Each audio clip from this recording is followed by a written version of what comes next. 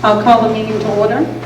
In greetings in the name of the state of Maine, you are hereby required to notify and warn the inhabitants of the town of Anson, qualified by law to vote in town affairs, to assemble at the Carrick High School on the 25th of June 2019 at 6 o'clock in the evening, to transact business and herein enumerated in the articles of the warrant.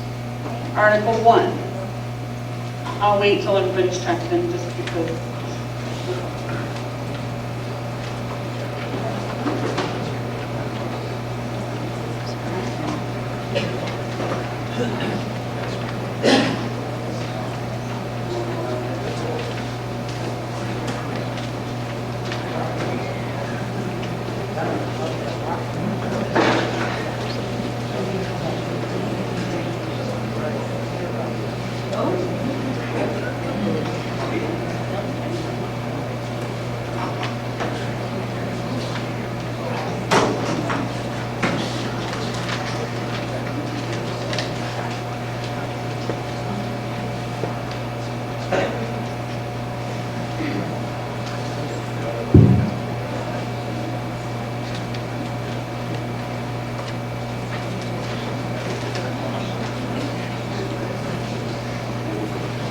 Okay, Article 1, to elect a moderator to preside at said meeting. Do I hear a motion? To nominate Bill Curtis.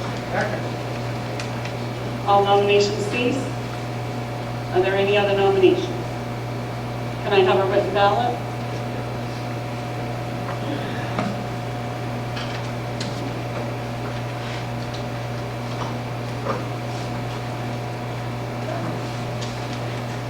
Bill Curtis has been nominated to be the moderator of the special town meeting.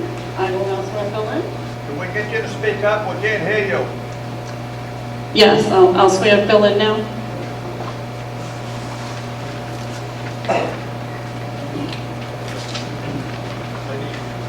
I raise your right hand. I state your name. Do swear that I will support the Constitution of the United States and of this state, so long as I shall continue a citizen thereof. So help me God. I state your name.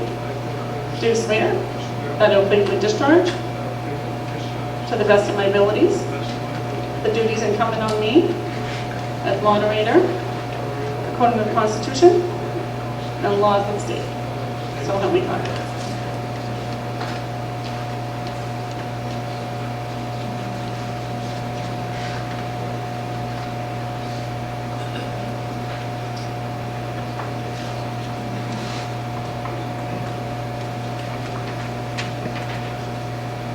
Good evening. Oh.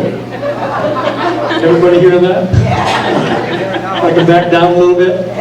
Throttle it back a little, huh? Okay. All right. We're gathered here for the special town meeting that I guess is, not I guess, has been called by a petition.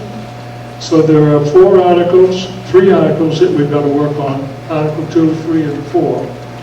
Just a couple rules so that we make things so that things will go smoothly. If you have a question or if you have a statement pertaining to the article, then please stand and state that in a manner that everybody in the room can hear that. Kind of focus the discussion on the intent of the article and keep that confined within the parameters of what the article is asking us to do. Okay?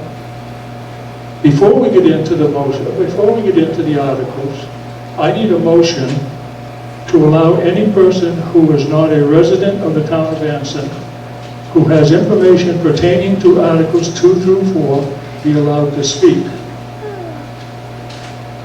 A motion? Is there a second to that? Motion has been made, seconded, to allow a non-resident that has information pertaining to Article 2 through 4, be allowed to speak.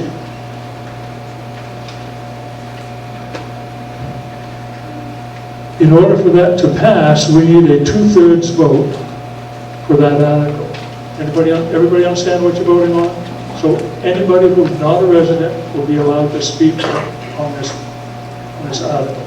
All those in favor, please signify. You got some voting cards? All those opposed? The motion carries. Article 2. To see if the town will vote to oppose the Central Maine Power New England Clean Energy Connect 145-mile hydroelectric transmission line project from Quebec border through the state of Maine by petitions, people's petition. What is your pleasure? Is there a motion to accept the article as printed? Pardon? Move to accept the article as written. Second. Motion has been made and seconded to accept the article as written. Any discussion? Any question? Any comment? Yes, sir. There's a few people that would like to speak on some of these, so we can talk on them now. What's that? On these articles, we can talk on them now. Ask questions. Question? Yes. Okay, go for it. Use that or no? All right, my name is Clarence Ayer. I want to thank everybody for coming out tonight. This has been brought up a while ago. CMP brought it around to the towns and tried getting it passed, which it did pass through most all the towns down through the corridor. But they were fed misinformation and stuff, and it's time to right the wrong than speaking on this.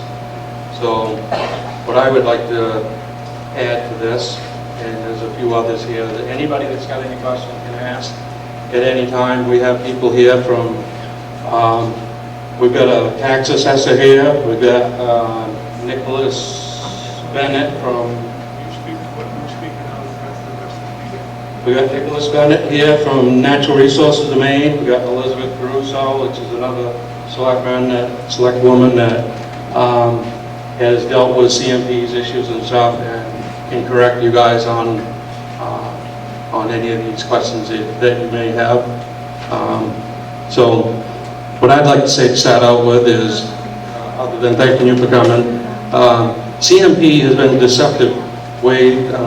Their deceptive ways have been plastered all in the newspapers across New England, from fraud, blaming customers, usage in appliances, rate hikes, lies to bribes. Polls conducted reveal that 90% of Franklin County and 83% of Somerset County oppose this project. It is. This is part of all three articles right now. Listen to what it says, and you will understand it.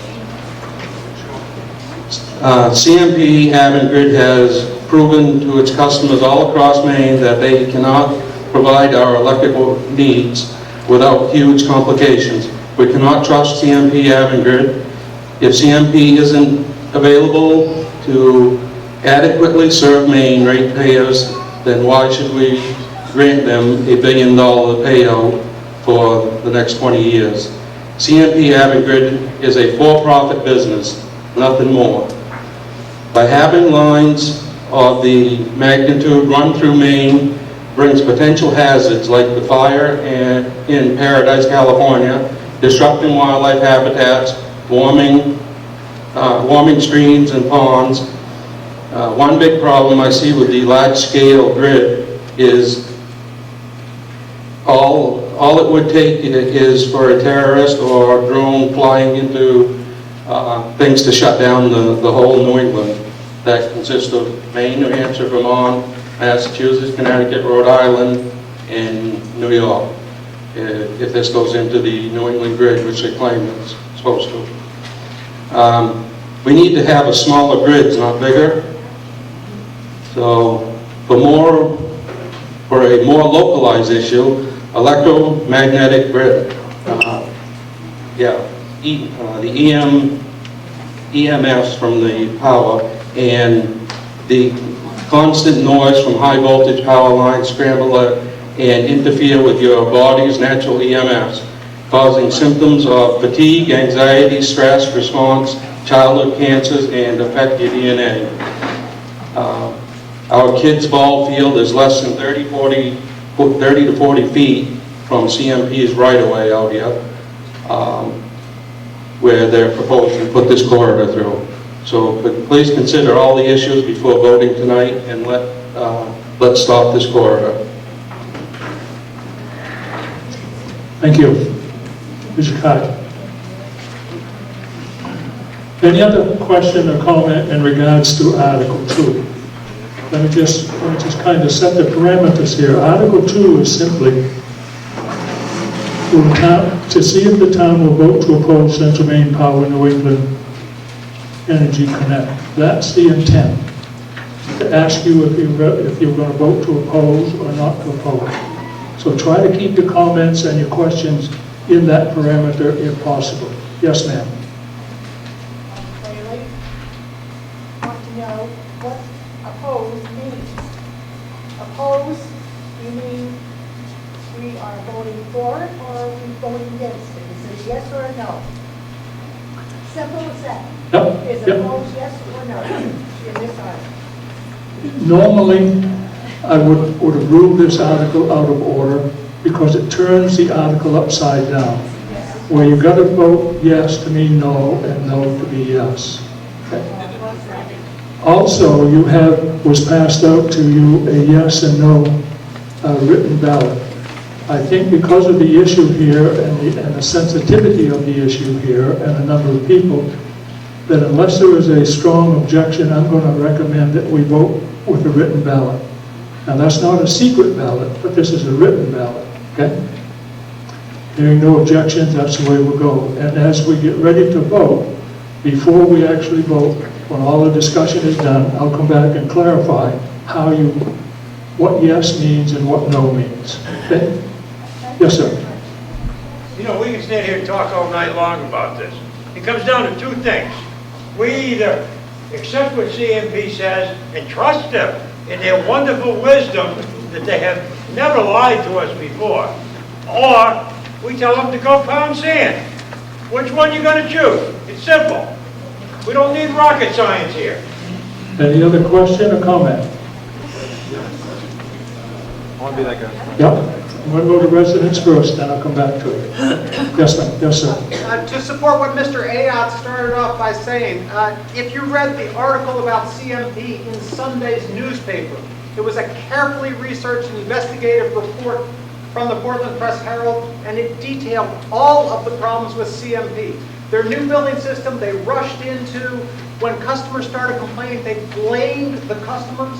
A woman called up and said, my bill jumped from 100 to 300. It's just me and my husband and my son. They said, well, your son's probably playing a lot more video games. She said, my son is a 1-year-old. And they have lied about this and covered up about it. So I have lost my faith in CMP. I am against this. I am against this because CMP is not trustworthy. Thank you. This is not a show. This is serious business. Yes, ma'am. I just came from a town that had electric lines, and I was very sick for the last 20 years that I've lived there. I'm not sick anymore now that I live in Maine. And our electric bill was skyrocketing, and then we were 3 people in a household. Albany, New York, East Greenbush, small town. 20 years I've been sick. I'm not sick anymore. And that's because we trusted, a long time ago, trusted power line companies. Any other question or comment? Yes, ma'am. I'd like to know what CMP is going to do to guarantee that we won't have something like Paradise happen here. Because that was the electric company's line that caused that fire. And this line is running very close to my yard and my house, and I'd like to know what's going to be done to protect it. Any other question or comment? Yes, sir. No answer. I'm not from a special interest group, okay? Don't have anything pre-planned or written. I suppose, it's what you want your state to turn into. You know, this is a wonderful state. We have traditions of hunting, snowmobiling, four-wheeling, fishing, and you can go on. To sit back and say that these things aren't in peril right now because of this project or are not going to be changed forever is just sticking your head in the sand, I guess. Look at how many people come to this lovely state for those reasons. okay? Look at how long those traditions have been in this state. You can't just simply throw those away, let alone if this thing does go through, how many of your neighbors are gonna end up having land possibly taken by eminent domain? Would you want yours taken? You know, and everybody in this state's your neighbor, not just one that lives next to you. So before you say yes or no, you might want to really think about the state that we have here, the traditions, the steep traditions that we have, and do we want those disrupted or interrupted partly or permanently? Any other question or comment? Yes, sir. I would like to know if Tammy or anybody from the office has checked to see if CMP is overbilling any of Anson's properties. I'm going to rule that question out of order. The debate is not about CMP's billing. It's whether we, CMP's lies. the question is whether the town will vote to oppose Central Maine, our New England Clean Energy Connect. It had nothing to do with billing. I know there is a billing issue, but that's not what the article is about. This is the information out there to the people, and this is part of the information of CMP's lies and stuff. This isn't to please this board that has been proven already that they are not speaking for the townspeople. So this question is in order. Questions out of order. Any other question? Yes, ma'am. Just a comment. I know that jobs are really important. That's one of the big pros of the CMP corridor, saying, you know, everybody's going to get jobs, 1,500 jobs or whatever. But my one response to that is always, you know, you can make money selling drugs to kids as well, and that's not right to do. So just because you can make money because there are jobs doesn't mean that it's the right thing to do. There are other ways for people to be employed. Yes, ma'am. Is there anyone from CMP here tonight to go talk about their side? I believe there is somebody here from CMP. I'd like to And we hear took a vote to allow anybody who was a non-resident to speak. I just want to be sure we get all the questions and comments out first so that they can address them in one setting. Yes, ma'am. So one question I have is, would land be taken by eminent domain for this project? Will be land taken by eminent domain? Another question up here? Yes. So far, the towns of Paratown, Forks, West Forks, Emden, Farmington, Wilton, Starks, and Jay have all come together to vote this idea down. And I hope that the residents of Anson and the selectmen will do the same so that Anson does not come down in history on the wrong side of this issue, giving away our precious wilderness. Thank you. Any other question or comment? No applause, please. Yes, sir. I'd like to know how it makes any sense for a power line to go through our state and through our wilderness, besides all the environmental reasons that I tend to believe would be detrimental. Why power from a foreign country transmitted by a foreign entity, CMP, owned by Spain, to a state that isn't ours? What is it that is good about this? Good question. Any other question for the CMP people before I turn it over to him? Yes, sir. I'm on the other side. The power is going into a New England grid, and it will help reduce the cost of power. If it can keep from ramping up some of them coal-fired plants in the Midwest that's already poisoned our trout, and they already own the land.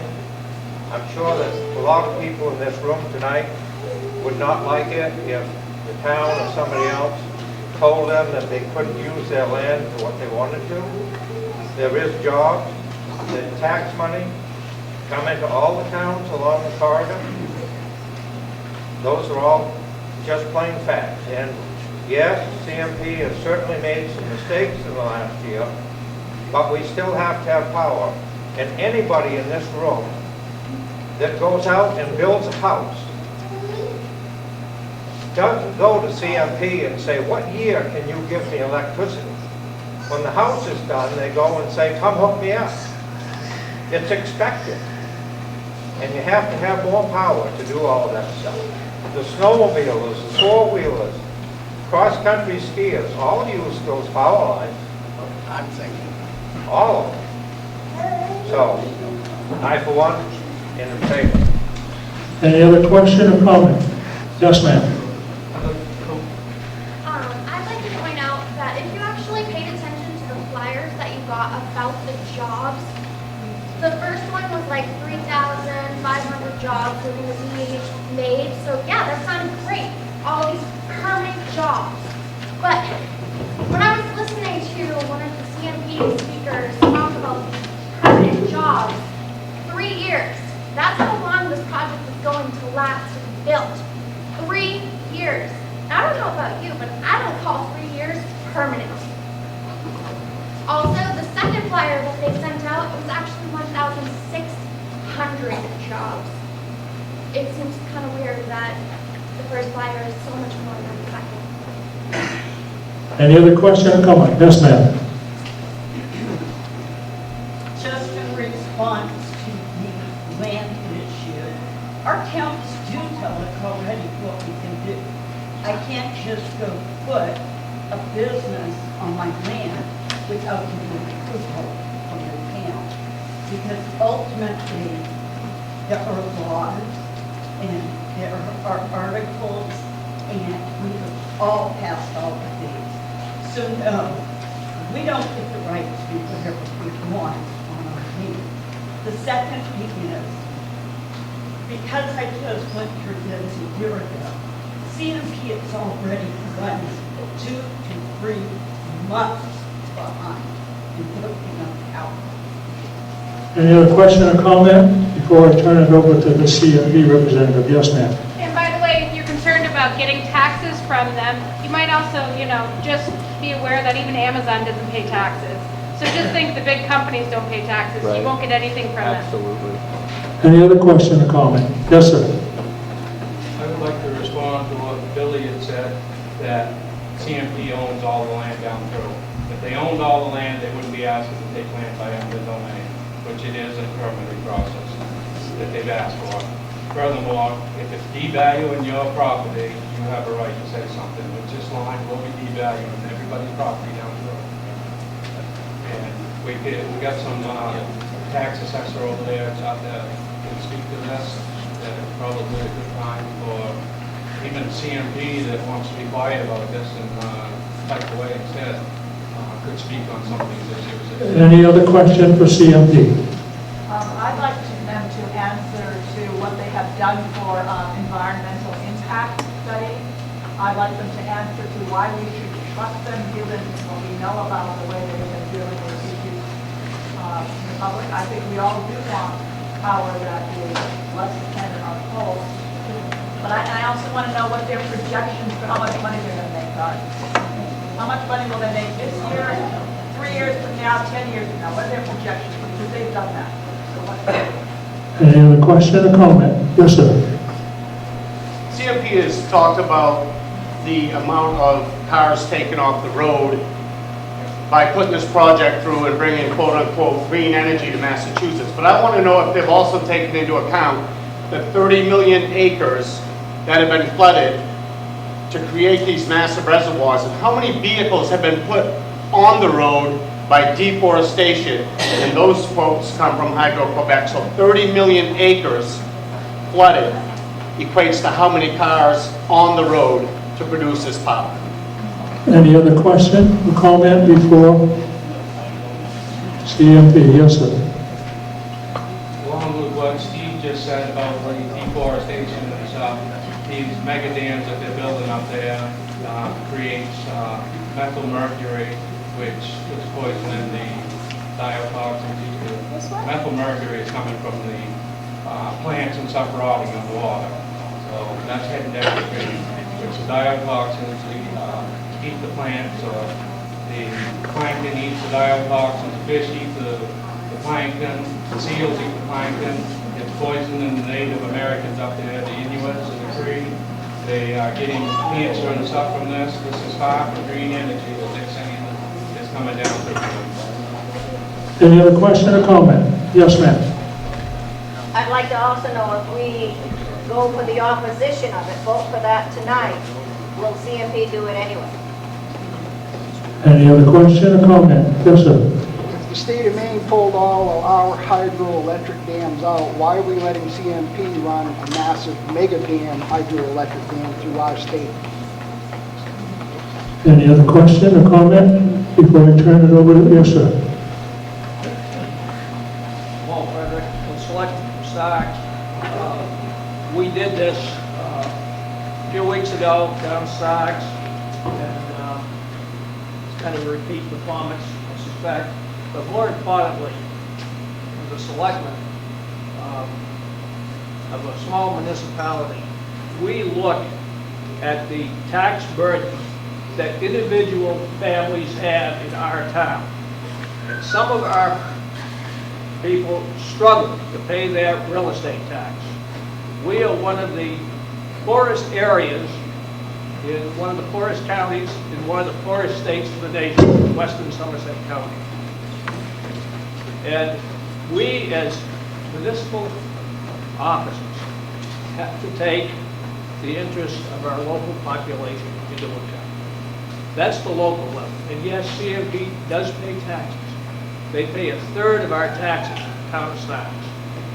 If this project is built, they'll pay in the neighborhood of 50% of our taxes. That makes a big difference on Mr. and Mrs. Joe Schmo's tax bill. Who may be on fixed income, and that would be a low income. On the flip side, the global scene, if you will, we're all concerned about climate change, the impact of climate change on the northern forests of Maine, and those trees out there, and our fish are all at risk of ongoing climate change. This project, you've seen a number of different projections about how much greenhouse gas emission reduction will be associated with it, is one step toward bringing under control climate change. It's a big issue, and no one magic bullet is going to suddenly clean up our climate. This would only be one of many, many small things that would return our climate to a healthy condition. I know there are a lot of valid points from the opposition to this project, but there are also some things that are very positive about it. And you have to make decisions about pluses and minuses. And there are winners and losers in any project of this size. This is $1 billion project, almost literally, in fact, unprecedented in terms of outside money being invested in the state of Maine. So keep those variables in mind as you think through how you're going to consider this question of the options tonight. Thank you. Yes, sir. Yeah, my name is Garnett Robinson. I am a tax assessor. I am a main assessor in appraisal services. I'm an appraiser as well. I appraise a lot of high value. I just taught a course with David Ledoux and Bill Van Tyne, and we value your dam here. Speak right up so they can hear you. And we just, I understand from the select boards, I understand even Mr., you're from Starks, you're a selectman. I live in Dixmont, which is another town. When we talk about unprecedented, the last big project they had was the Maine Reliability Project. Is actually a bigger investment than this one. It was a $1.4 billion project.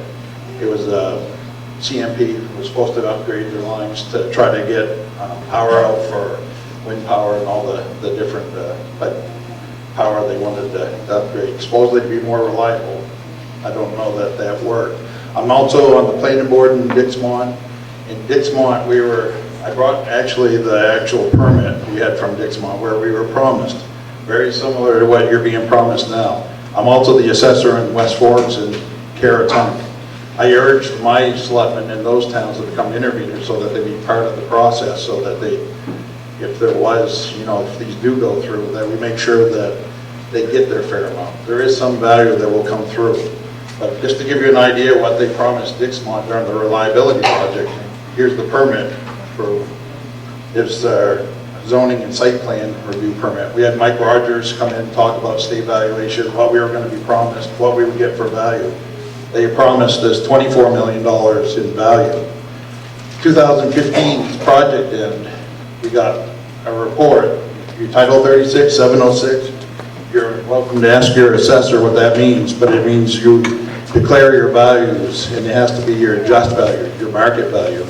And their declaration at the end of that project was $4.25 million. It required that I become an expert on evaluating this type of property. I do this all over the state. I've revalued over 30 towns. I've done 20 with my business. We had the same thing in another town in Somerset County, Detroit. They were promised $28 million. When the project finished, they declared $12 million. It's a little bit higher percentage, 30-something percent, but it's still nowhere near that. The second thing is they're talking about lowering the wholesale rates, having more power come in. You guys also have a dam that's shared with Madison. The power station's on this side. So I value that type of property. I did one in Howland, just to give you an idea. Bill Van Tynen valued this one. Normally it's an 80-20 split, the value there. It's based on your income approach ever since we deregulated. So if you lower the wholesale rates, those affect those values. So if you lose value in your dam, while you gain value on power lines, what is the real gain there? The other thing is in Dixmont, we had a number of people that were affected by those power lines. People that couldn't see the power lines before that, before they expanded the right-of-ways. All of a sudden they had power poles going over their properties. And in those cases, they had, some of those were interveners were bought out by CMP and then resold. So there's not necessarily going to be a huge increase and I mean, they promise you're going to have an unbelievable decrease in taxes. I challenge you that I don't believe that. I have the proof. We revalued and we ended up appraising those. Same thing with Windsor. They were promised over 100, I don't remember, it's 125 million or 150 million. Bill Van Tynen, who lives in Madison, appraised those at 111 million. Way different than what they declared, which was somewhere around 55 million. So, I mean, they're not honest in their permitting. They're not honest in their declarations, which are under state law, says they have to be. We send these any business, Title 30, under Title 36, 706. They're supposed to tell us what they have and be honest. They just haven't been. So that's why I've represented my towns, asked them to be interveners. I know it's really hard because in Dixmont, I was all for this, thinking it was going to be vetted through the DEP process, and I found that, those parts aren't looked at. They're only looking whether it's views or the area. When they talk about jobs, I mean, they're talking temporary jobs. The last one at the PUC just said there's 38 permanent jobs. Google it, you'll see it in the Bangor Daily. So, if I were you, I wouldn't vote for this. So that's why I'm here. Thank you. One last chance at any questions for CMP before I turn it over to CMP. What I plan on doing is, if he's made good notes, he will answer the notes that he has. Hold all your questions, let him make his presentation, and then I'll come back and ask for any other questions for clarification before we go to a vote. Okay? Any other question right now before I turn it over to CMP? Seeing none, are you ready to go?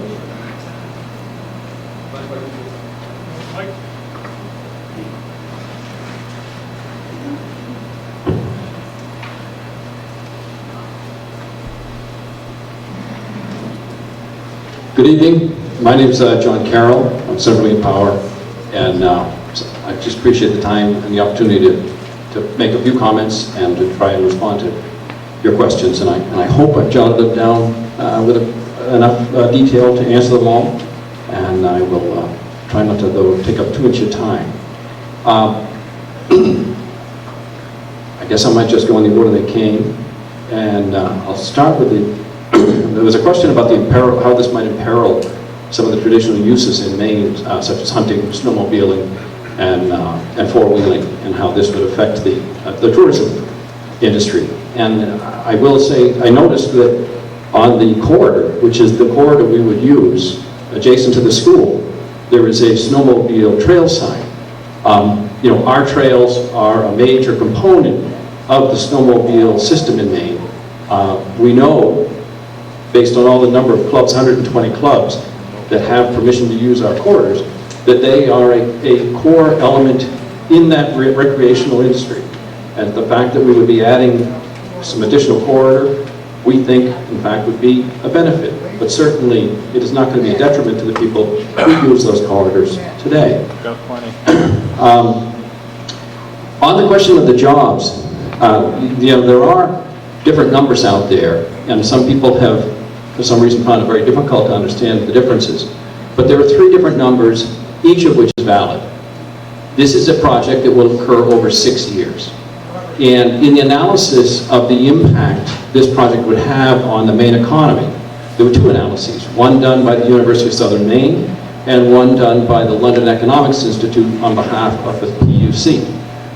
Both of those studies used standard economic modeling techniques, it's called the REMI model, to look at what happens when you spend that amount of money, almost $1 billion, in an economy of the size and structure of Maine's. In both instances, they came out with essentially the same sets of numbers. Over the course of the 6 years, the average jobs this project will support, that's jobs directly in the project, jobs indirectly supported by it, and jobs induced by the spending of the economy, the average will be between 1,600 and 1,700 jobs a year. That is a number that has been validated in 2 very reputable studies. The peak year of construction will be about 3,500 jobs. Those are jobs in construction, jobs in businesses that serve the construction, and jobs in the economy where that money is being spent. And the third number, the 38, represents the long-term effect on the Maine economy of having lower energy prices for businesses and residences, and by reducing the drain or the expense of energy in the economy, it creates more opportunity for jobs. 38 jobs may not sound like a lot, it's a small number. It is an incremental improvement because we will have a more energy efficient, cost efficient economy. So those are 3 numbers, each of which is valid, each of which has been independently derived by good consultants who know what they're doing, and to the extent that you consider them good, bad, or indifferent, I hope you'll at least consider them reasonably well-founded. And for some people, especially people in the construction industry, for whom every job is a temporary job, but construction is a career, this is an important job in someone's career who is a builder in that industry. The question came up about land taken by eminent domain. Central Power owns all of the real estate it needs for this project. We are not looking to exercise eminent domain. Eminent domain is a provision in Maine law that allows large regional and projects of statewide and regional importance to move ahead if there's an impediment. But in this case, Central Maine Power does not need eminent domain. We own the land, we bought our land from willing sellers, and we're able to proceed. The one thing that we haven't done is that we have not said unequivocally and unilaterally that we would not pursue eminent domain. That is because we cannot afford to make a commitment that we don't know how or whether we could keep it. But it is not our intent. In our previous project that was referenced, the Maine Power Reliability Program, there were, I think, almost 1,500 parcels we purchased, and the only use of eminent domain in that project was when we had willing sellers who could not sell their property because they were underwater in their mortgages, and it was a friendly condemnation so that they could sell the land and address at the same time their lenders' concerns. So we've had a very good record in that case. The fire risk. It's important to know that we have about almost 3,000 miles of transmission lines already just in the Central Maine Power Service area. There are thousands more outside of Central Maine Power, Bangor Hydroelectric and Maine Public, Maine Public Service, Eastern Maine Cooperative. There are high-power transmission lines across the state and throughout New England. We also have 23,000 miles of roadside distribution lines. There is always a risk from any one of these that a tree falling in, or a lightning strike, or a car hitting a pole could result in a fire. And that does happen. In this instance, the Commission actually tried to address one of the public concerns about this, and we've been asked to visit all of the fire chiefs on all of the host communities, talk with them about their capabilities, their experiences, their expectations, identify any gaps in terms of EMT or fire safety, and make sure there are provisions for those in our specifications or in our efforts with the town. And we're in that process now. Once it's in operation, this line will operate as any other line in our system, and it will have the same risks and rewards in terms of providing clean, renewable energy for the communities. And yes, on occasion, if a tree falls into it, there is a risk of fire, or if a car hits a pole in your town. I don't know if your fire chief is here today, but if you ask him where the largest risks are, he probably would not say it's from the line outside the school building.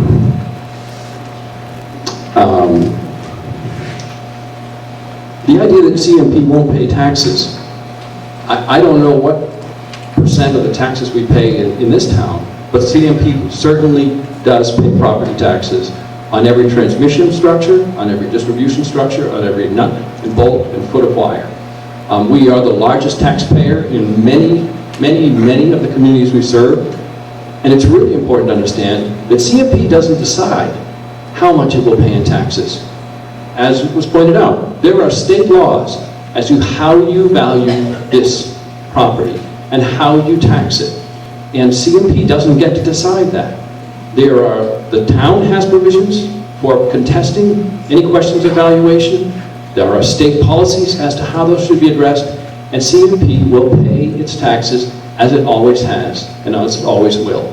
And there's an interesting perspective here that every time you talk about this being an incremental addition in taxes, there are opponents who say, yes, but it will be erased. It'll be netted to zero by revenue sharing and other losses.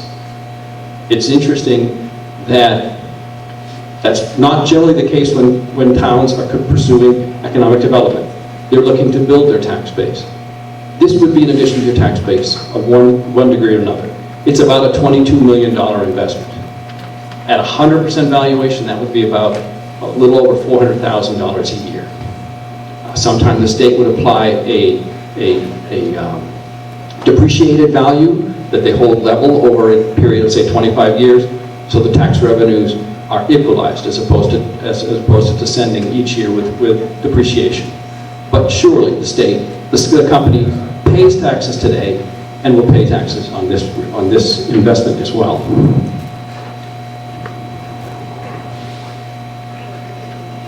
In terms of the amount of money CMP will make, we have not released, and I'm not sure at this point we know what the net revenue would be. It's certainly public information. If you look in the documents filed with the Massachusetts Department of Public Utilities, that over the course of the first year, I think it's around $130 million in revenues. That is not a net number. That doesn't account for all of the debt service, operations, maintenance, interest, and all the expenses associated with this. I don't have that number. I don't think the company knows. We haven't built it yet, so we can't say exactly what the construction will cost. But that's the number that CMP will have for revenue, around $130 million in year one. So just people be aware of that. The question of the environmental benefits of large inundations has been obviously an issue of a lot of discussion. Historically, Maine, I think, took a lot of pride in its hydro resources. We sometimes hear many people are bemoaning the fact that Maine is removing its dams. Any impoundment that has organic matter under it, any dam that's there for a fire pond or a drinking reservoir, or flood control, or hydroelectric power, or any other reason that impounds water on top of organic material, as virtually every dam in Maine does, will have, at the front end, impacts on methylmercury, impacts on CO2 emissions. Those decline over time.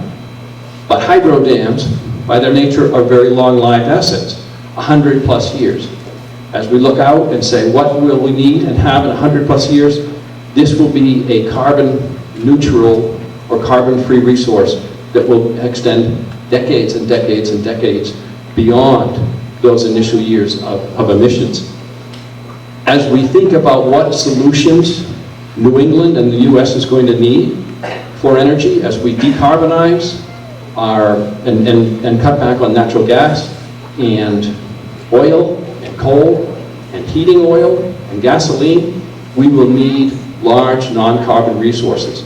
If Maine or New England thinks that we can turn our back on large hydro, the one large baseload resource that we have in this region, we are going to really run out of other options. There are no other options for what we need, short of building nuclear or something like that. But Maine has always had a tradition of supporting hydro. It suddenly seems in the advent of this project, it's less appealing. Will CMP proceed despite the vote this evening? CMP has been working on this project through state and federal reviews for more than 2 years. And our obligation is to meet every state and federal and local land use standard. Those are the standards in place to protect the environment, to protect the communities, to protect the resources, and the laws embed in them the values we place on those resources. We're going to have to comply with those if we want to proceed with this project. Our goal is to comply with every one of those obligations we have to the environment, to Maine law, to Maine citizens. And we will keep working in that direction. And finally, I guess I'll get to the point about benefits, because someone asked, why would we buy power from a foreign entity? It's important to think that question through, because we buy electricity from Hydro-Quebec today, and we buy electricity from New Brunswick today. We have been importing electricity from Canada for decades. The other major source of energy we have in New England is natural gas. It's either fracked natural gas from the mid-Atlantic states or liquefied natural gas. It comes in by tanker from Russia or Venezuela or the Middle East. Or we buy energy in the form of oil and gasoline for our cars and homes. All of that comes, large amounts of that, from Mexico, from Venezuela, from the Middle East. We are part of a global energy market. What we see as appealing about this project is that this is a neighbor, a direct neighbor, that has made a major commitment to developing a world-class, one of the world's largest resources of clean renewable energy. 37,000 megawatts of hydropower. To put that in perspective, Maine has about 700 megawatts of hydropower. We look and say, we should be working with our neighbors, who we know, who we should be seeing as partners in our interest in clean energy, in our interest in strong economies. And that's why we think this is a good deal for Maine, and this is a good reason to work with Quebec, not some other place like Russia, where liquefied natural gas comes from. And in terms of the benefits, I will wrap up. I appreciate your patience. But they're important. It's important to understand the benefits in 3 perspectives. And these benefits were confirmed by the Public Utilities Commission after 18 months of very careful analysis. And actually, as of today, the Massachusetts Department of Public Utilities has approved the contracts for this project as well. These are our agencies that have worked, done the hard work, brought in the competing experts, heard the debates, sifted through the facts, the arguments, the counter-arguments, and come to a set of conclusions in 3 buckets.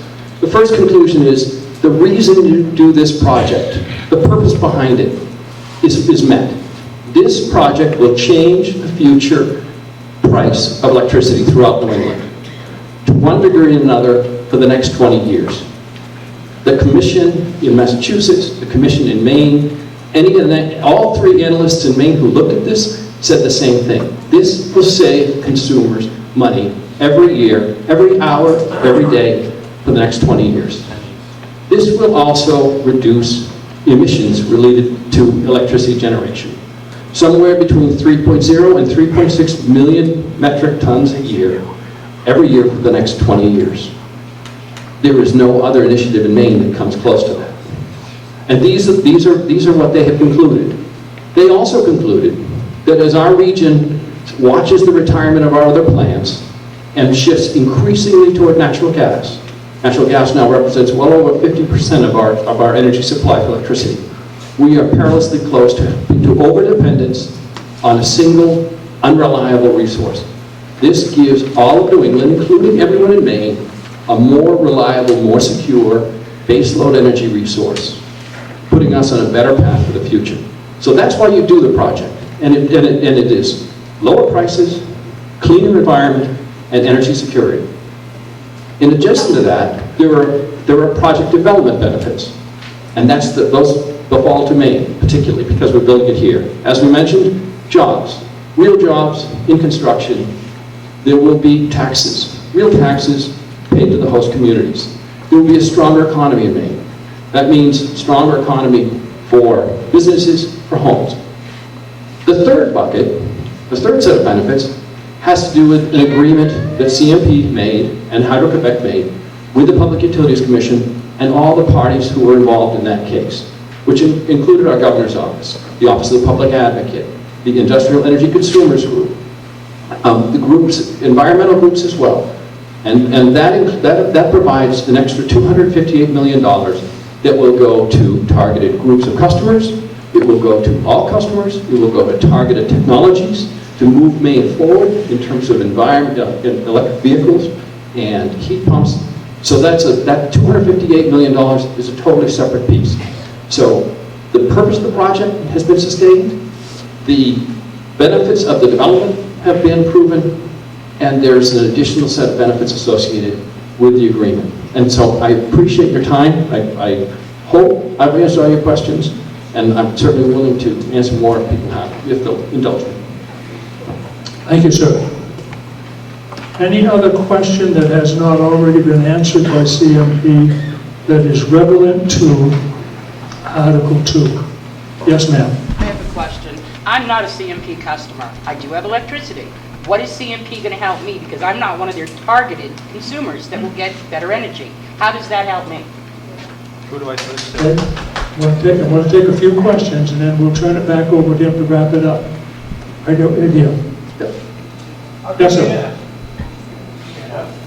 Yep. How come you never answered the fact, why should we trust you? How have you guys ever proved yourself trustworthy? Right over here. Come on, right over here, and then I'll come back to you. What's your question? I have a comment. I'm looking for questions for CMP. Okay? Yes, ma'am. My question is, why don't you have the number of your profit, but you have every other number of what town how much money we're going to benefit from CMP, yet with all your database, all your technology, and all the institutes and universities that are going to help you, you can't give us a number on your profit, on what CMP is going to give you. Why? Why can't you give us a number on the profit, but on everybody else's profit you can? Hang on. A question right up back. Real loud. You. My question is, the company is from Spain. The energy is going to Massachusetts. I'm not really sure what we're getting. But out of 258 million, is that right, sir?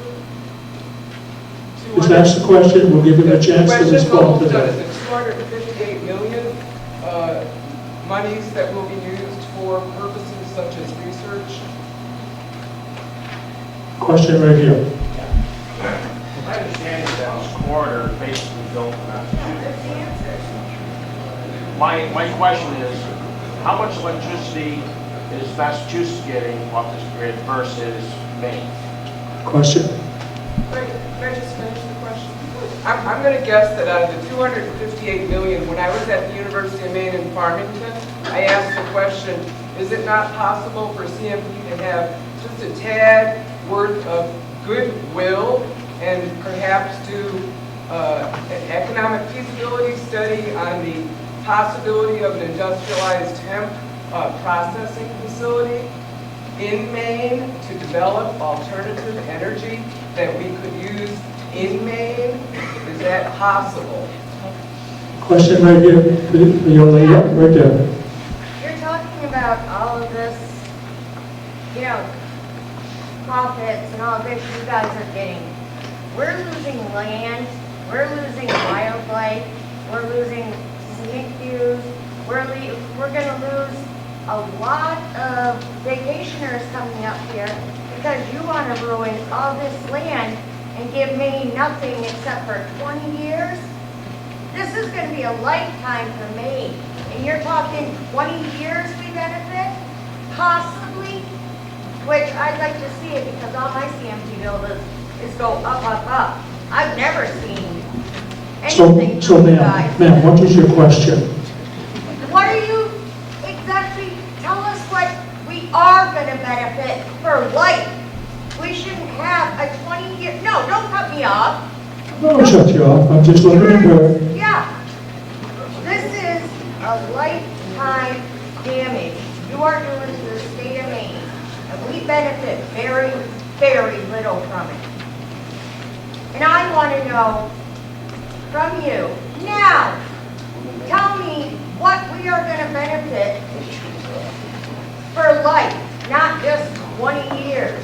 Because your company is going to affect a hell of a lot more than 20 years from this. I think we got your question. Right over here. So if this is such a great deal for us and we should be like on board with it, why is the rest of the townspeople voting no to this? Right here. I want to know, putting this power line in is supposed to be clean energy. How many power plants is this going to stop from being built other places where the prevailing winds are flowing this way? Why is this power line going to be clean for Maine? The power plants that are still being built in the Midwest has nothing to do with it. Clean air. Yes, sir. Question. So CMP has stated that the environment is one of their top priorities. Behind doors, as of right now, on your permit application, John.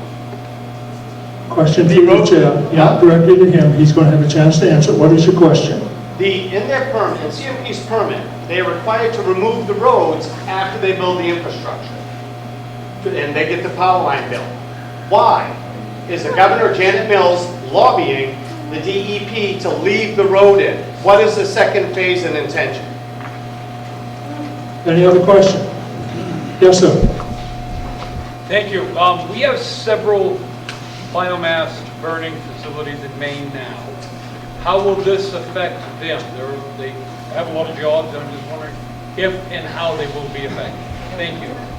Question right here. I want to know why CMP didn't have their lobbyists lobby the state of Maine to put hydroelectric dams back in Maine and use our green energy instead of a foreign competition. Any other question before I turn it over? Yes, ma'am. Does CMP own the land? Do they own rights of way through the land? Anything else? Yeah. Yes, ma'am. You're saying this is a 6-year project, and we're going to have all this labor, and you're going to put all these people to work. After the 6 years and it's all done, aren't all those people going to be laid off, looking for new jobs? Any other? Yes, yes, sir. How can you guarantee that the companies awarding these jobs are going to come from the state and around here, where they're not just going to be hired out by Massachusetts or fucking anywhere else? Hold your applause. To get the question? Want another shot at it? This is your last chance, and then we're going to move the question, okay? So I want to be sure, part of my role as moderator is to see that you get your questions answered, and that we stay within the confines of the article that we're going to make, that you're going to vote on, okay? One question up here? Yep. Is CMP going to have any kind of contractual talks with representatives of the community that are decidedly against their project to assure some kind of permanent agreement given to the community,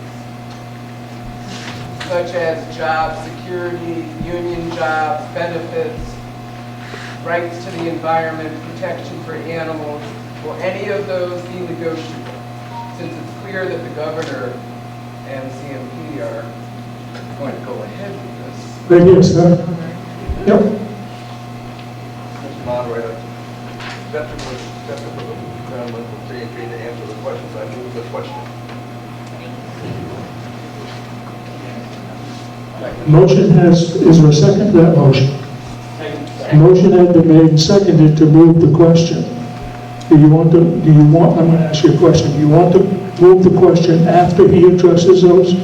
Allow CMP to address those. So as I understand it, the motion is to move the question after CMP answers the questions that he has written down now. Okay? At that point, then we will vote on the article. To move the question is akin to limiting debate. And by the rules, that requires a 2/3 majority. So if 2/3 of the voting bloc that is here tonight agree that after CMP addresses the questions that you have asked, then we'll vote on the article. Okay? All those in favor of moving the question, raise your card. Somebody got a count? Hold your card right up. Requires 2/3 of you.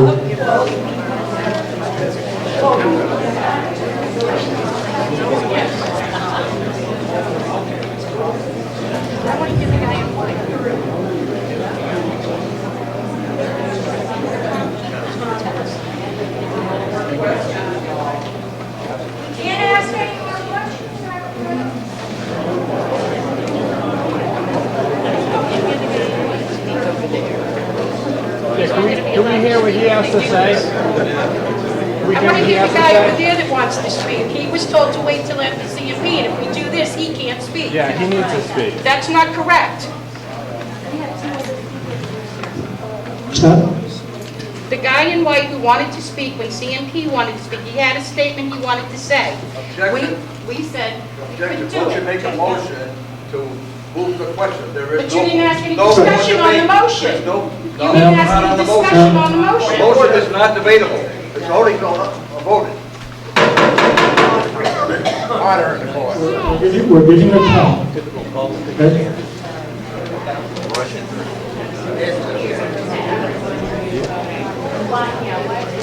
If you are a registered voter and you're sitting over here, you need your card up.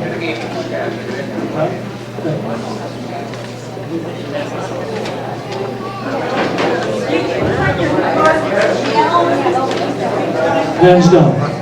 Hands down. You had over 2/3 to move the question. So just so we're clear, I'm going to invite CMP back up to answer the questions that you had, and then we're going to vote on the article. Okay? What's that? I'm here, one person. You can tell us outside. Okay, again, my name is John Carroll, and thanks for a second bite at the apple. I will do my best to answer your questions, and I'm going to go to the trust question at the end, so I won't forget it, okay? The question, why don't we have a number on the profit? That was your particular question. We have a projection in terms of revenues. We have not built the project, and we have many variables between now and when we do. So we don't know exactly what that will cost. We have to work through our operational costs, our maintenance costs. There'll be a lot of contractual process involved in that. We have a sense of what we've earned, or a range of what we hope to earn. But we have a sense of what we hope to earn, but we also have an obligation to shareholders that when we finally do speak in terms of the importance of this project to the company's bottom line, that is material, it's called material information. We were a publicly traded company. Until we know what that number is and we announce it publicly, we can't be surmising what it might be. I could not say today whether, if I knew it or not. If I knew it, I could not say it until the company made it as a public statement, and that is a matter of law as a publicly traded company. So that's why, that's among the reasons, good reasons, that I can give you that number tonight. I don't know if that satisfies you, but those are the reasons, and they're the only ones we've got.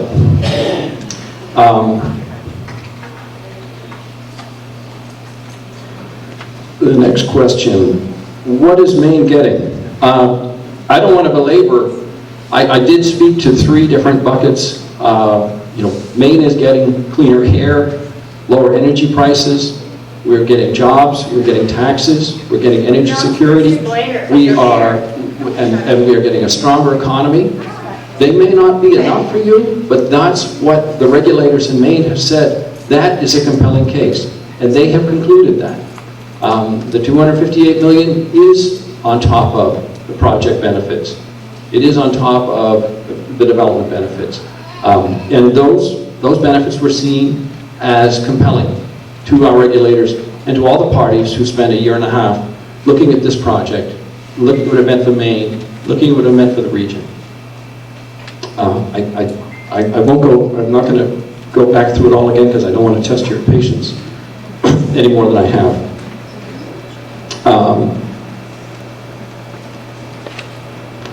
Consider Mass versus Maine. I think someone raised the question, why are we doing this for Massachusetts? And there's nothing in it for Maine. And I think it's important to remind, for people to understand, that Maine and Massachusetts and all the New England states are in a single energy market. That was the question. How much will Massachusetts buy versus how much will Maine buy from this energy? Massachusetts will buy all of this energy and sell it into the New England market through Lewiston. When Maine goes to the same energy market, when the people you buy your power from go to that same energy market, they will be buying in a market that has been shaped favorably with lower prices for consumers. Your benefit comes indirectly from the market benefit of this project on the regional cost of electricity. It doesn't matter how much Massachusetts buys. What matters is how much you buy in that market at a lower price. That's your benefit on top of all the other environmental and economic development benefits. The fact that Massachusetts is paying for this project and we are getting all those benefits at no cost other than the impacts, you have to look at it on a net. I know everybody considers it a significant impact. Many people do. What about industrial hemp? I remember that question from the other hearing. We are not an economic development agency, but there is, in the $258 million, there is money for economic development. And I think if you want to make the case to the folks responsible for economic development in these counties, this will give them some money. And if you can make a compelling case for industrialized hemp processing, then they will have some resources to support that.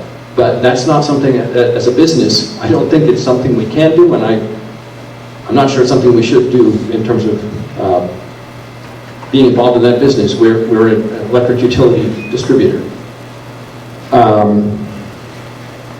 We're losing a lot. We want the benefits. There is lifetime damage. What are the lifetime benefits? In terms of... I was the one that asked. Yeah. I want to know how many jobs permanently, not just for the 6-year development, how many jobs are permanent? 38. 38 jobs are permanent. That is, if you look at the long-term effect of lower energy prices in the state of Maine, that you run an economic model, that's how it will benefit the long term. That's just Maine. There's a larger number for the region. But if that's the number you want. You've asked your question, let him answer the question. If you're going to be out of order, I'm going to ask you to leave. Okay? Let him answer the question. And let me just talk about the lifetime impacts. Yes, this project, like every project anyone in here does, anytime you build a house or a road or a power line or a store or whatever, there is an environmental impact, there's a community impact. What we're going to do is, our goal is to build this consistent with Maine law. And to the extent that the impacts are there, they're measurable, and that we've addressed them correctly, either through compensation or mitigation, our goal is to make sure that the lifetime impacts are consistent with Maine law and the interest the public has in Maine's resources. The line itself, the contract for Massachusetts is for 20 years. The contract for Hydro-Quebec is for 40 years. A line like this has a lifetime, operational lifetime, anywhere from 60 to 80 years. At any point in the future, if this line has no value to our economy, it has no value to our state, it could be decommissioned. But this would be the largest single source of renewable energy into the New England market. And it could be serving generations of Mainers. My kids, my grandkids, if I ever have I don't have grandkids either. But this will serve your future generations, conceivably for 2 or 3 generations. It will be there as long as Maine values it, as long as the market values it. So there is a lifetime benefit. At least from a lifetime perspective, it's a lifetime for me, because I will not be here from 8 years from now. As many of you, I suspect, as well. Why are the towns voting no? It's an emotional issue. People react strongly to it. They believe or have concluded that the impacts outweigh the benefits for them. I don't question their motives. I do disagree with some of their conclusions, but it's not for me to speak to why those towns made those decisions. You know how you vote tonight and why you'll vote. How many power plants will not be built in the Midwest? I think the point is a large source of pollution in Maine, including the mercury in our own fish, is from coal-fired plants west of here. Is this going to diminish the number of plants that get built in other parts of the country that burn coal? No. This is going to change the plants that operate in Maine. Maybe over time a plant like Cousins Island will shut down for this. That's not certain, but this is going to affect plants like Cousins Island or the Schiller Station down in New Hampshire, which burns coal. Okay? What we have to hope for, what I would hope for as an American, is that other regions that burn coal or burn oil will also be taking responsible steps so that we won't be subject to the emissions from those states. But this is not going to determine what they burn in Nebraska or Illinois or West Virginia or wherever. So it does reduce emissions from the plants in Maine. CFP's remote roads. The question was why is the governor petitioning in our permit? In your permit, it says that all roads are to be removed. Okay, I know.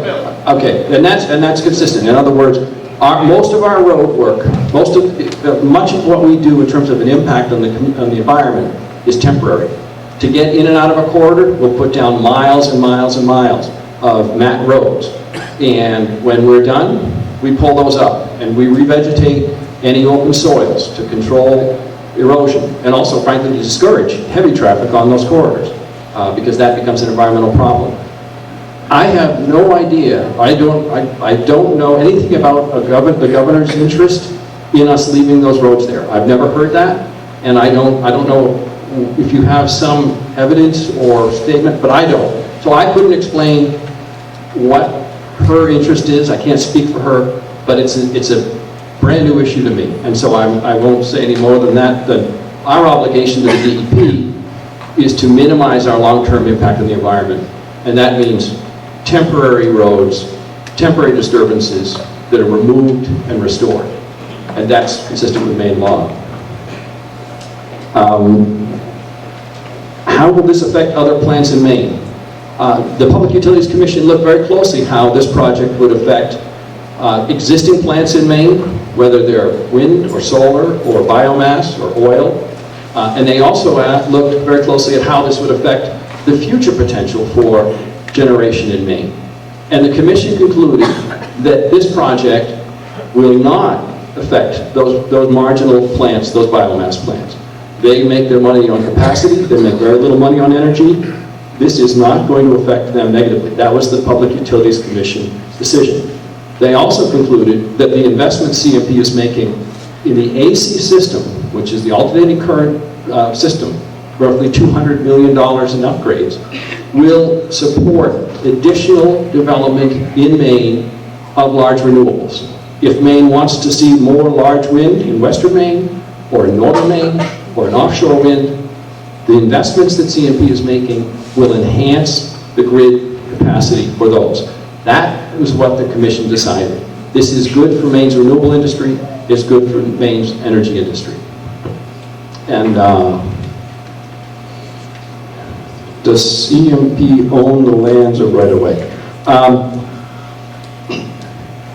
I think for the most part, the new corridor is owned land. There may be, I think there are a few parts that are easements. For virtually the corridor, I think from Moscow on down to Lewiston, that was bought by Walter Wyman in the 1930s. I think most of that is owned outright. There may be parts of it that are rights-of-way over the land, but most of our high voltage lines are in corridors that are fully owned. But they are certainly all corridors over which we have long and enduring rights to be there and to use them in this way. Why didn't CMP lobby for hydro in Maine? CMP doesn't make energy policy. We try to be there to provide solutions that serve the public need. The public could lobby and cry out for more hydro development in Maine. They could lobby for that. What CMP would hope is, if more hydro were ever built in Maine, that we would have the corridors, that we would have the capacity to serve that facility. Whether it's hydro or solar or wind, our job is to be there when the public policy makes choices. This is a case where New England is choosing to try to import clean energy from Quebec, and we're trying to provide that solution. If Maine develops hydro in the future, we hope that we would provide the solution in terms of transmission for that. But it is not our job or our business to advocate for new policies on hydro in Maine. I think I'm almost done. Can we guarantee in-state jobs? No, we can't. This is a large project. Elements of it there's actually no capacity in Maine to build a AC to DC converter station. Those are global companies. There are a limited number of them. We will contract with some large contractors from inside Maine, and there will be some large contractors from outside Maine. But when they come here, they will subcontract with very many local businesses. And their people will stay in hotels. Their people will eat in restaurants. Their people will have their vehicles repaired in shops here. We did a project like this before in Maine, and we saw very clearly the fact that enormous numbers of Maine people found jobs on that project, developed careers, developed skills, and stayed in that industry. This is a job of a scale that if you go in as a third class or apprentice lineman and work on this project for 3 years, you can come out and be a first class lineman and have a career in that industry. It is not a permanent job, but it is a permanent career. And many, many of the jobs will go to Maine people. But we cannot make that commitment. We may not have the numbers, we may not have the skills, we may not have the resources in Maine to do every part of this project. And will CMP make, I guess, side agreements or particular agreements with the towns about jobs, environments. CMP will work with the towns to comply with all of their ordinances. And in the course of going site review, if there are particular accommodations or concerns that we can address in that process, we will. I don't know if it would be a labor agreement, but obviously we are committed and we're responsible to meet your town's land use ordinances. And we will work to meet those in any way we can and accommodate your interests. And then finally, I'll go back to why should you trust CMP? There is no question that CMP has had a couple of tough years, and the company has made mistakes.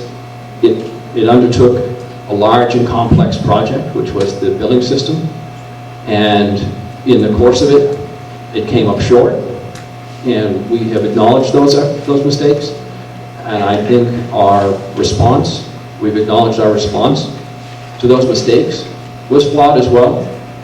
CMP fundamentally is committed and responsible to the Public Utilities Commission and to the legislature and over the course of, and to our customers. And we have a big job ahead of us to win back the confidence and trust of all of the parties in this state that have an influence over our project and over our company. It is a big task ahead of us, and we acknowledge that. What I would say relative to this project is that if you, and I don't know how many of you do, but if you understand the long-term environmental benefits of this project, the importance of responding in a responsible and active way to climate change, the opportunity to make $1 billion investment in mains infrastructure that benefits us in the region, and you say, we need that to happen, we want that to happen. CMP has demonstrated it can build a project like this, but to decide you don't like this project because you don't like CMP is to be putting two different things together, and it is not the criteria you should use in judging this project. It is the criteria you can use in judging CMP. And CMP will be accountable to all of the state regulators as to how this project is executed, how the environment is treated, how the customers and communities are treated, and there will be many watchdogs to make sure we do it right. But to make a decision about the NECEC on the basis of your attitude towards CMP is maybe shortchanging yourselves, shortchanging your communities, shortchanging future generations of Mainers. Because this is a project, at least in our view, and in the Public Utilities Commission's view, and in many, many advocates group who say this is a project with long-term value that we ought to pursue, in spite of, perhaps, who brings it to you. And that's the best answer I can give. I hope that's sufficient. Thank you.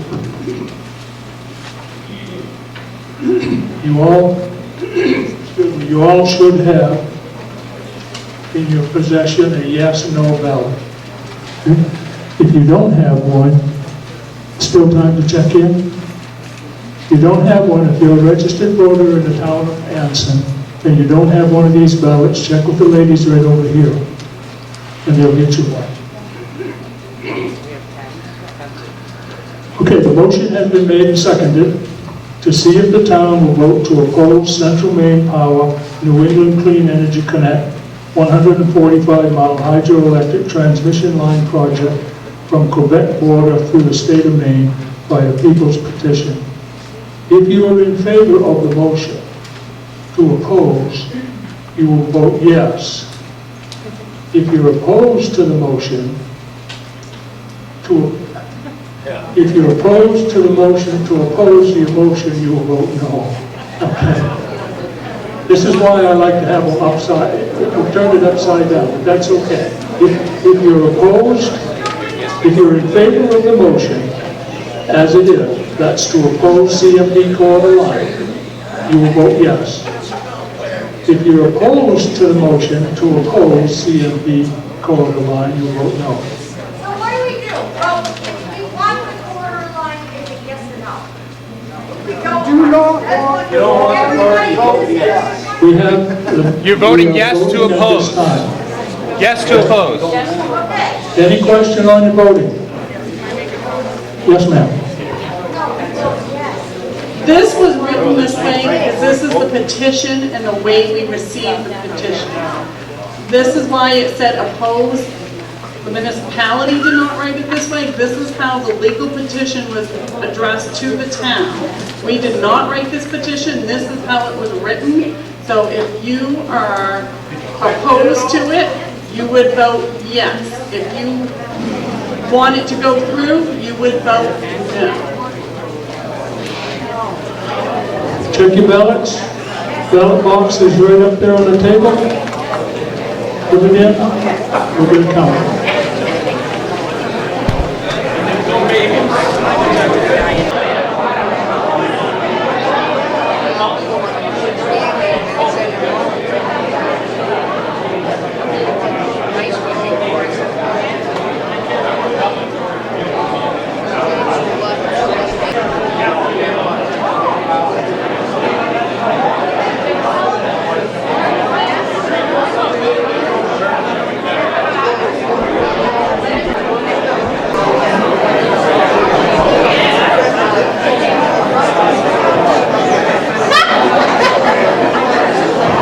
Has everybody voted?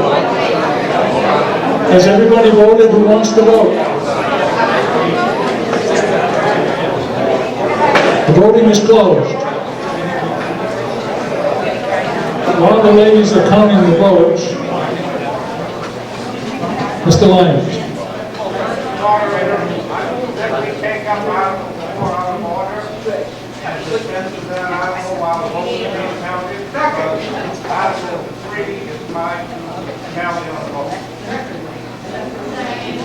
The motion has been made and seconded to take an article out of order, meaning Article 4, and address Article 4 while the ladies are counting the ballots, because Article 3, depending upon how the vote comes out, whether we act on Article 3 or not, okay? All those in favor of, I need a two-thirds vote, all those in favor of taking Article 4 out of order. So moved. Article 4. To see if the inhabitants of the town of Anson will amend the 2019 town meeting warrant article number 25 regarding the people who care food cupboard in the amount of $12,000 to be dispersed and payable to any local community food cupboard, not just the people who care food cupboard. Selectmen recommend yes on Article 4. What is your pleasure? Motion has been made and seconded to accept Article 4 as printed. Any discussion? Yes, sir.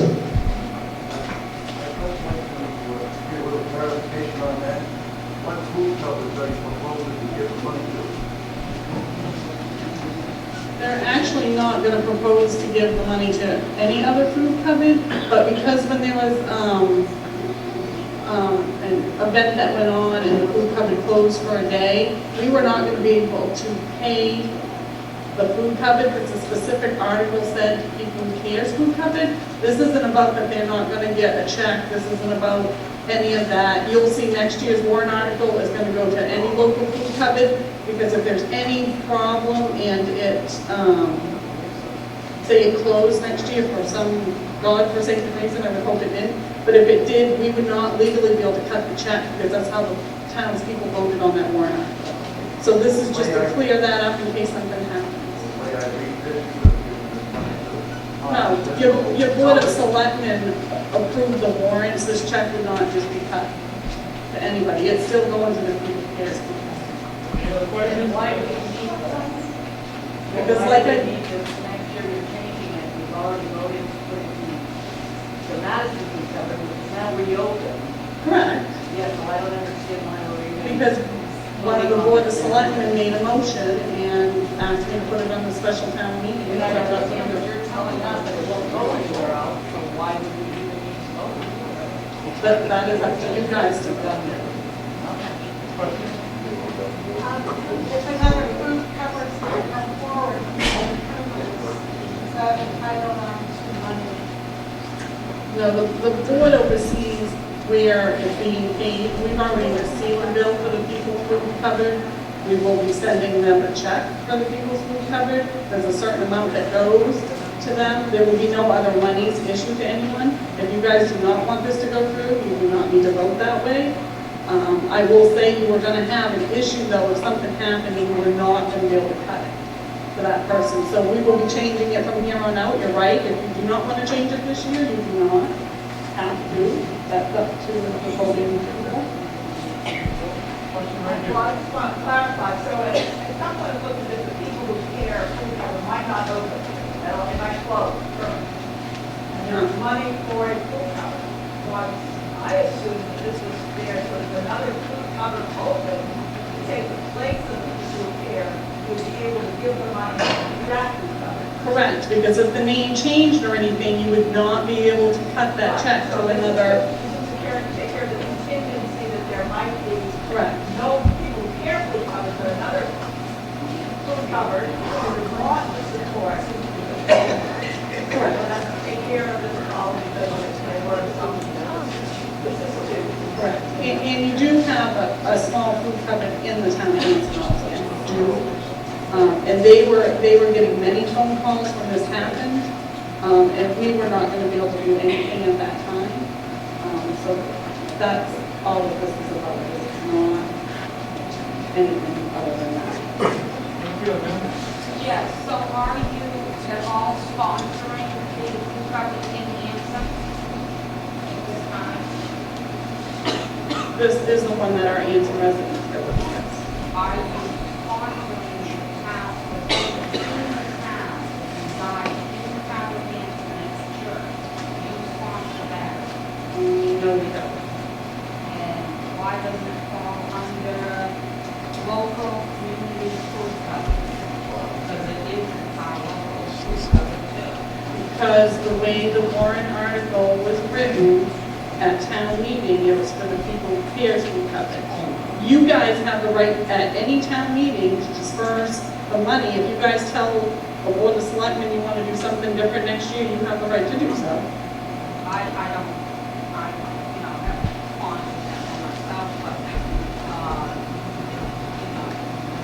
I don't understand why. I think that non-profit agencies who wish to receive money from the town can put that, and they can petition to the town, how to put on the warrant, correct? So something like the Nazarene Church and food cover could request, could supply an amount that they wanted, and ask for that directly, by name for that? Correct, yes. We get a request from the people who care food cover. Yep. All this really does is releases the select people to write a check to whoever is opening the food cover open. It doesn't have to be people here, if they close, somebody else is gonna help out people, I hope. And you guys can't cut a check right now the way this is written, correct? We can to the people food cover. Correct.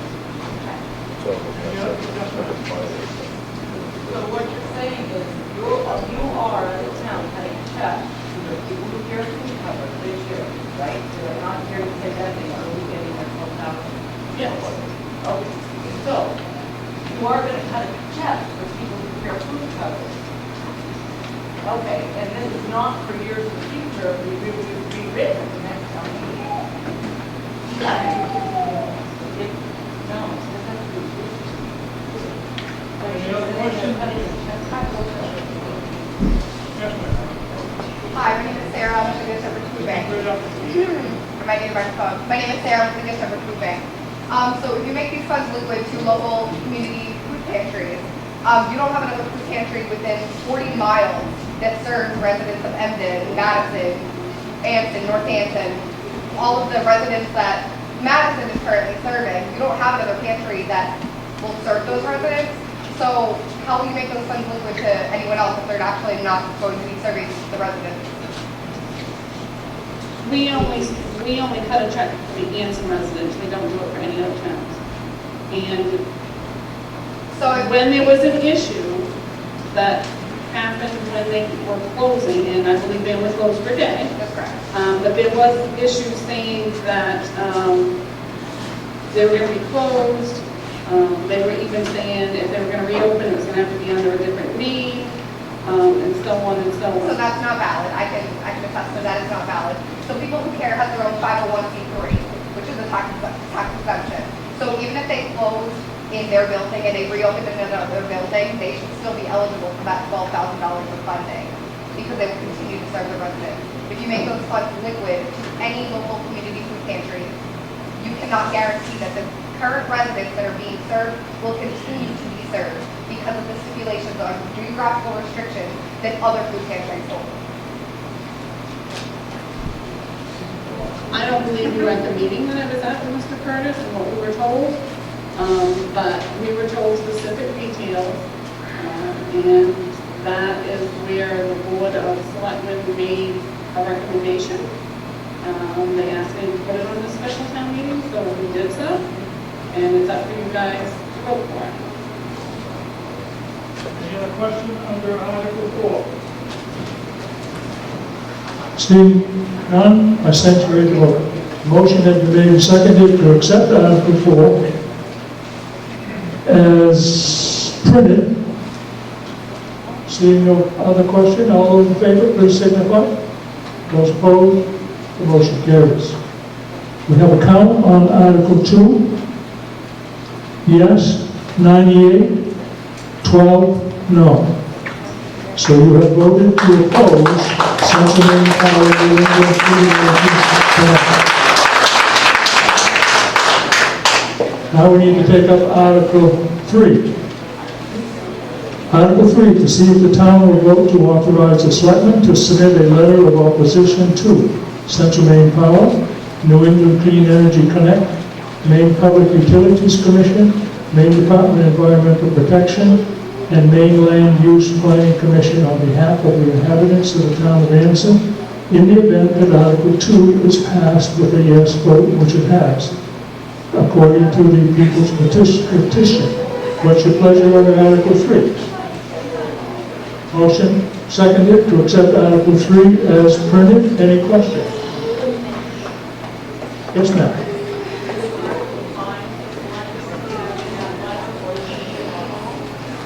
This is blind. It votes to authorize the selectmen to submit a letter. It votes to authorize them to. Authorize. It's up to the selectmen.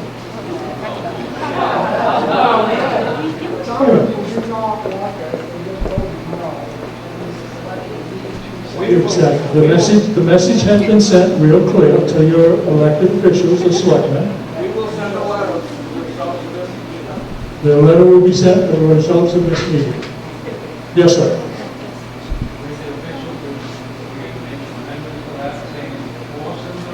No. You heard from the selectmen. The motion is to authorize the selectmen to submit a letter of opposition. Any other discussion? All in favor? All opposed? Motion carries. I need a motion to adjourn.